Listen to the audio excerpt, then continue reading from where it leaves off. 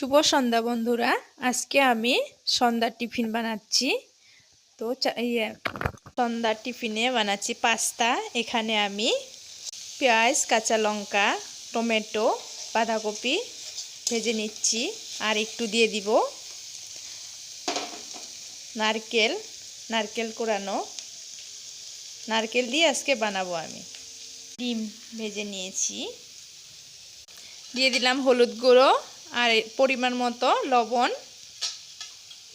তেল আর সবজি দিয়েছি, এটাকে বেশি ভাজবো না, হালকা করে ভেজে নিলাম। এখন দিয়ে দিব পাস্তা সিদ্ধ করা।